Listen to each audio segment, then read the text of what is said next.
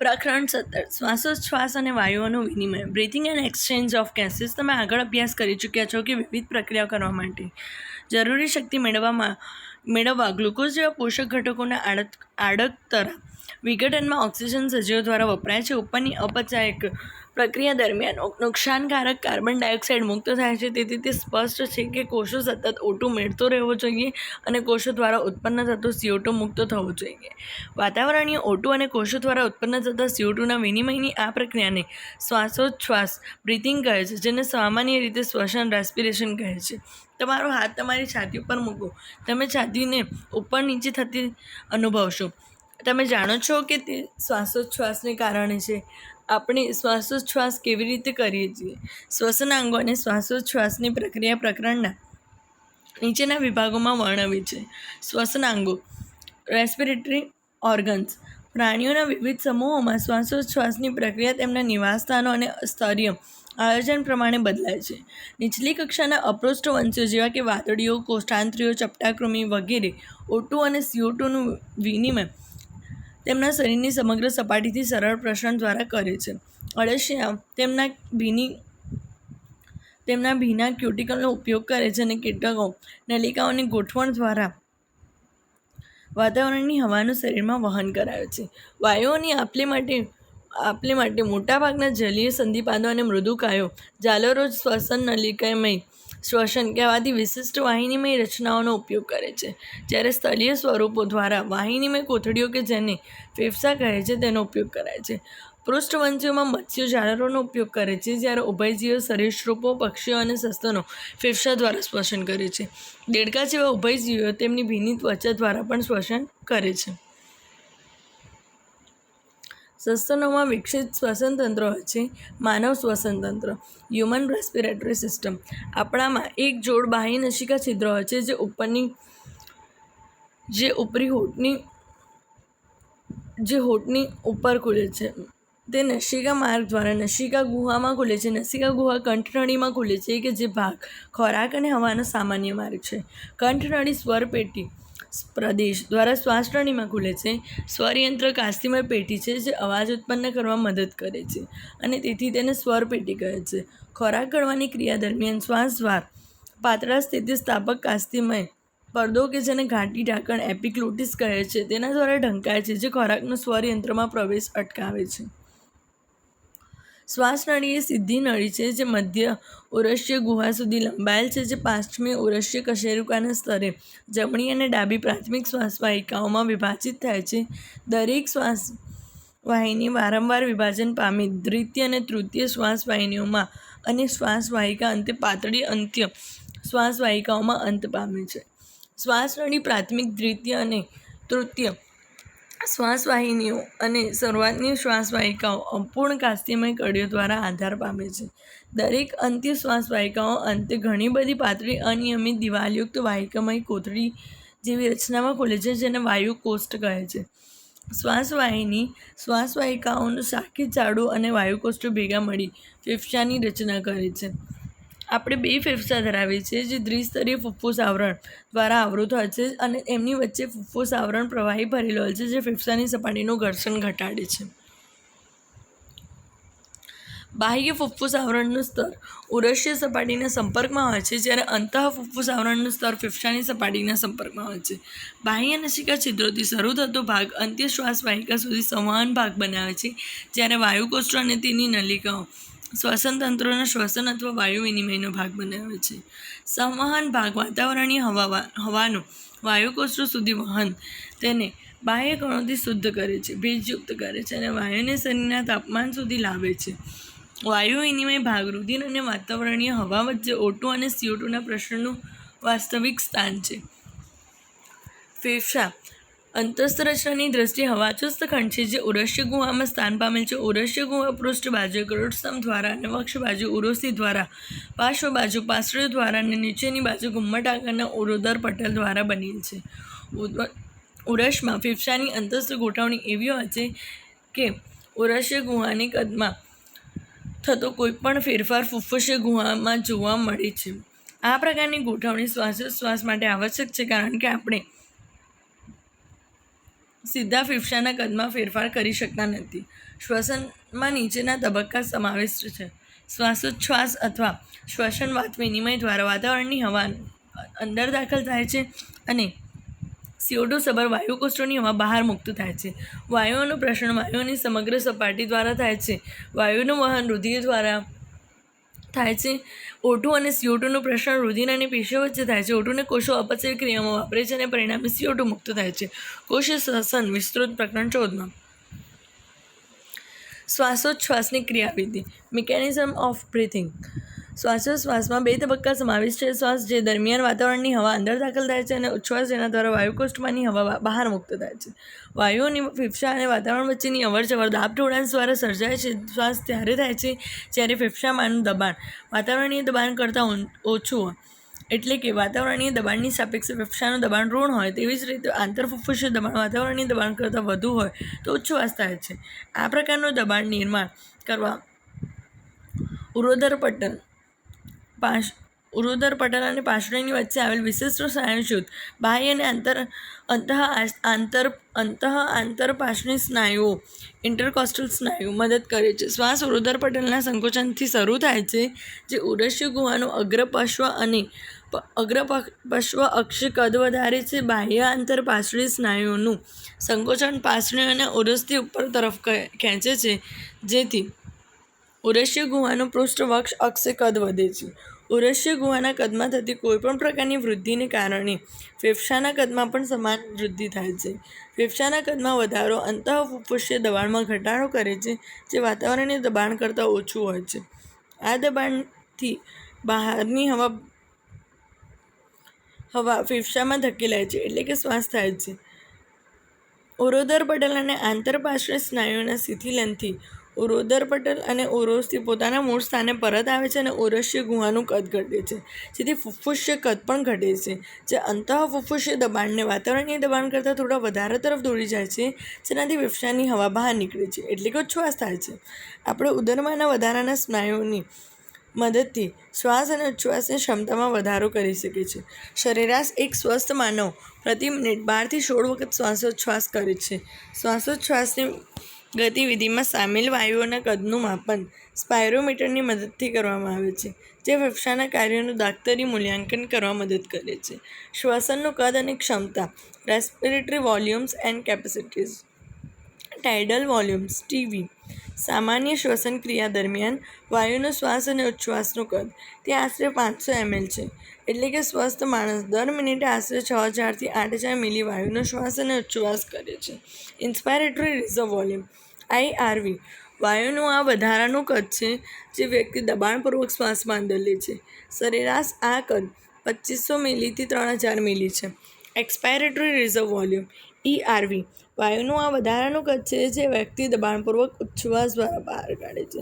સરેરાશ કદ 1000 મિલીથી 1100 મિલી છે. Residual volume (RV). તે દબાણપૂર્વકના ઉચ્છ્વાસ બાદ ફેફસામાં વધેલ હવાનું કદ છે. તે સરેરાશ કદ 1100 મિલીથી 1200 મિલી છે. ઉપર વર્ણવેલ કેટલાક શ્વસન કદોને ઉમેરી વિવિધ ફુફ્ફુસીય ક્ષમતા શોધી શકાય છે, જેનો ઉપયોગ દાક્તરી નિદાનમાં કરી શકાય છે. ઇન્સ્પાયરેટરી કેપેસિટી (IC). સામાન્ય ઉચ્છ્વાસ બાદ વ્યક્તિ દ્વારા દાખલ કરવામાં આવેલ હવાનું કુલ કદ, જેમાં ટાઇડલ વોલ્યુમ અને ઇન્સ્પાયરેટરી રિઝર્વ વોલ્યુમનો સમાવેશ થાય છે. એક્સપાયરેટરી કેપેસિટી (EC). સામાન્ય શ્વાસ બાદ વ્યક્તિ દ્વારા નિકાલ કરવામાં આવતી હવાનું કુલ કદ, જેમાં ટાઇડલ વોલ્યુમ અને એક્સપાયરેટરી રિઝર્વ વોલ્યુમનો સમાવેશ થાય છે. Functional residual capacity. સામાન્ય ઉચ્છ્વાસ બાદ ફેફસામાં રહેલ હવાનું કદ, તેમાં ERV+RVનો સમાવેશ થાય છે. Vital capacity. વ્યક્તિ દ્વારા દબાણપૂર્વકના ઉચ્છ્વાસ બાદ શ્વાસોચ્છ્વાસમાં હવાનું મહત્તમ કદ છે. આમાં ERV, TB અને IRVનો સમાવેશ થાય છે, અથવા આ હવાની મહત્તમ માત્રા છે કે જે વ્યક્તિ દબાણપૂર્વકના શ્વાસ બાદ ઉચ્છ્વાસ કરી શકે છે. Total lung capacity. દબાણપૂર્વકના શ્વાસ બાદ ફેફસામાં સમાવિષ્ટ હવાનું કુલ કદ છે, જેમાં RV, ERV, TB અને IRV અથવા વાઇટલ કેપેસિટી પ્લસ રેસિડ્યુઅલ વોલ્યુમનો સમાવેશ થાય છે. વાયુઓની આપ-લે. Exchange of gases. વાયુ વિનિમયનું પ્રાથમિક સ્થાન છે. વાયુઓનું વિનિમય રુધિર અને પેશીઓ વચ્ચે પણ થાય છે. O2 અને CO2નું આ સ્થળે વિનિમય સાંદ્રતા ઢોળાંશ આધારિત સરળ પ્રસરણ દ્વારા થાય છે. વાયુની દ્રાવ્યતાની સાથે સાથે પ્રસરણમાં સંકળાયેલ સ્તરની જાડાઈ પણ પ્રસરણના દર ઉપર અસર કરતા કેટલાક અગત્યના પરિબળો છે. વાયુઓના મિશ્રણમાં કોઈ વિશેષ વાયુની દબાણમાં ભાગીદારીને આંશિક દબાણ કહે છે અને ઓક્સિજનને PO2 થી દર્શાવે છે અને કાર્બન ડાયોક્સાઇડને PCO2 થી દર્શાવે છે. પ્રેશર ઓફ કાર્બન ડાયોક્સાઇડથી દર્શાવે છે. વાતાવરણીય વાયુઓ અને બંને પ્રસરણ સ્થાનોમાં આ બંને વાયુઓનું આંશિક દબાણ કોષ્ટક 17.1 અને 17.3 આપેલ છે. કોષ્ટકમાં આપેલ માહિતી સ્પષ્ટ રૂપથી વાયુ કોષોથી રુધિર અને રુધિરથી પેશીઓના ઓક્સિજન માટે સાંદ્રતા ઢોળાંશ દર્શાવે છે. સમાન રીતે CO2 માટે વિરુદ્ધ દિશામાં ઢોળાંશ હાજર હોય છે, એટલે કે પેશીઓથી રુધિર અને રુધિરથી વાયુ કોષ્ટમાં CO2ની દ્રાવ્યતા O2 કરતાં 20 થી 25 ગણી વધારે હોય છે. પ્રસરણ સપાટીમાંથી પ્રતિ એકમ આશ્રિત દબાણથી પ્રસરણ થવાવાળી CO2ની માત્રા O2ની તુલનામાં ખૂબ વધુ હોય છે. પ્રસરણ સપાટી 3 મુખ્ય સ્તરોની બનેલી હોય છે, જેવી કે વાયુ કોષ્ટોનું પાતળું લાદીસમ અધિચ્છદ, વાયુ કોષ્ટોની કેશિકાઓનું અંતઃચ્છદ અને તેમની વચ્ચે પાતળી આધારકલા યુક્ત આધારક દ્રવ્ય જે લાદીસમ અધિચ્છદને આધાર આપે છે, તથા વાહિકાઓના એક સ્તરીય અંતઃચ્છદના કોષોની ફરતે આધારકલા આપેલી છે. તેમ છતાં તેની કુલ જાડાઈ 1 મિલીમીટર કરતાં ઘણી ઓછી છે. એટલા માટે આપણા શરીરમાંના બધા કારકો O2નું વાયુ કોષ્ટોથી પેશીઓ અને CO2નું પેશીઓથી વાયુ કોષ્ટોમાં પ્રસરણ માટે અનુકૂળ હોય છે. વાયુઓનું વહન ટ્રાન્સપોર્ટ ઓફ ગેસીસ. O2 અને CO2ના વહન માટે રુધિર એક માધ્યમ છે. લગભગ 97% O2 રુધિરના રક્તકણો દ્વારા વહન પામે છે. બાકીના 3% O2નું વહન રુધિરરસ દ્વારા દ્રાવ્ય અવસ્થામાં થાય છે. આશરે 20 થી 25% CO2 રક્તકણો દ્વારા વહન પામે છે, જ્યારે 70% બાયકાર્બોનેટ સ્વરૂપે વહન થાય છે. આશરે 7% CO2 રુધિરરસ દ્વારા દ્રાવ્ય અવસ્થામાં વહન થાય છે. ઓક્સિજનનું વહન ટ્રાન્સપોર્ટ ઓફ ઓક્સિજન. રક્તકણમાં લાલ રંગનું આયન ધરાવતું રંજક કણ હિમોગ્લોબિન આવેલ છે. O2 પ્રતિવર્તી રીતે હિમોગ્લોબિન સાથે જોડાઈને ઓક્સી હિમોગ્લોબિન બનાવે છે. દરેક હિમોગ્લોબિન અણુ વધુમાં વધુ 4 O2ના અણુઓનું વહન કરે છે. ઓક્સિજનનું હિમોગ્લોબિન સાથેનું જોડાણ પ્રાથમિક રીતે O2ના આંશિક દબાણને આભારી છે. CO2નું આંશિક દબાણ, હાઇડ્રોજન આયનની સાંદ્રતા અને તાપમાન જેવા કેટલાક અન્ય પરિબળો છે જે આ જોડાણમાં ખલેલ પહોંચાડે છે. હિમોગ્લોબિનની O2 સાથેની સંતૃપ્તિ ટકાવારીને PO2ની સામે આલેખિત કરતા સિગ્મોઇડ વક્ર મળે છે. આ વક્રને ઓક્સિજન વિયોજન વક્ર કહે છે અને તે હિમોગ્લોબિનના O2ના સાથેના જોડાણને પ્રભાવિત કરતા PCO2, H+ની સાંદ્રતા વગેરે જેવા પરિબળોની અસરના અભ્યાસમાં ખૂબ જ ઉપયોગી છે.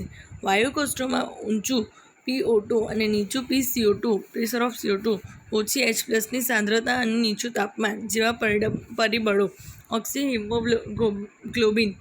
હિમોગ્લોબિન બનાવવા સાનુકૂલિત છે. જ્યારે પેશીઓમાં નીચું PO2, ઊંચું PCO2, ઊંચી H+ની સાંદ્રતા, ઊંચા તાપમાન સ્થિતિ ઓક્સી હિમોગ્લોબિનમાંથી ઓક્સિજનના વિયોજન માટે સાનુકૂળ છે.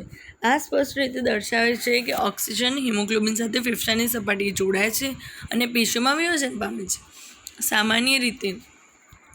સામાન્ય દેહધાર્મિક પરિસ્થિતિમાં દર 100 મિલી ઓક્સિજનયુક્ત રુધિર આશરે 5 મિલી O2 પેશીઓને પહોંચાડે છે. કાર્બન ડાયોક્સાઇડનું વહન.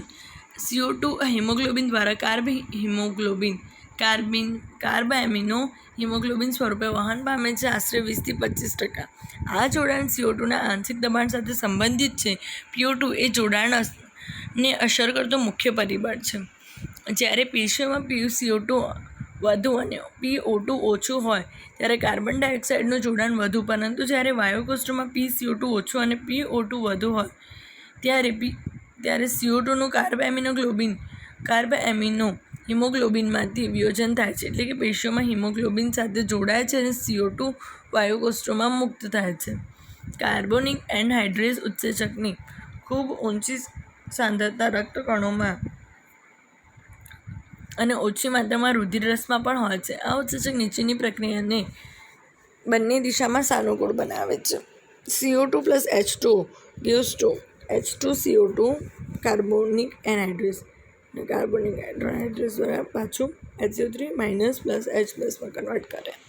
પેશી સ્તરે અપચયને કારણે CO2નું આંશિક દબાણ ઊંચું હોય છે, તેથી CO2 રુધિર રક્તકણો અને રુધિરરસમાં પ્રસરણ પામે છે, HCO3 માઇનસ અને H પ્લસ બનાવે છે. વાયુકોષ સ્તરે જ્યારે PCO2 નીચું હોય ત્યારે પ્રક્રિયા વિરુદ્ધ દિશામાં થાય છે, જે CO2 અને H2 બને છે.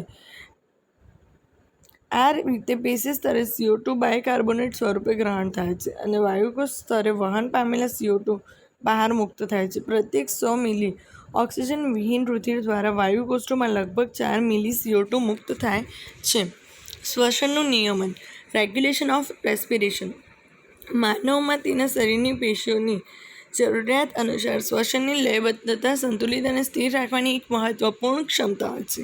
આ નિયમન ચેતાતંત્ર દ્વારા થાય છે. મગજમાં આવેલ લંબમજ્જા પ્રદેશમાં વિશેષ શ્વસન લયબદ્ધતા કેન્દ્ર આવેલું હોય છે, જે પ્રાથમિક રીતે શ્વસનના નિયમન માટે જવાબદાર છે.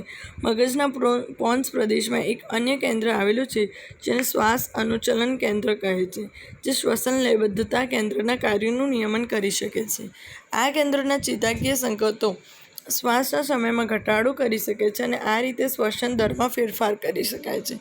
લયબદ્ધતા કેન્દ્રની પાસે એક રાસાયણિક સંવેદી વિસ્તાર આવેલો છે, જે CO2 અને હાઇડ્રોજન આયન માટે અતિસંવેદી હોય છે.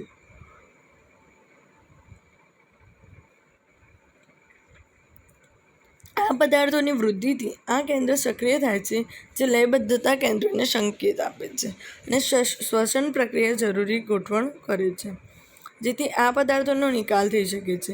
મહાધમની કમાન અને ગ્રીવા ધમની સાથે જોડાયેલ સંવેદી રચનાઓ પણ CO2 અને H પ્લસની સાંદ્રતાના ફેરફારોને ઓળખી શકે છે તથા ઉપચારાત્મક પ્રક્રિયાના હેતુ માટે લયબદ્ધતા કેન્દ્રને આવશ્યક સંકેતો આપે છે.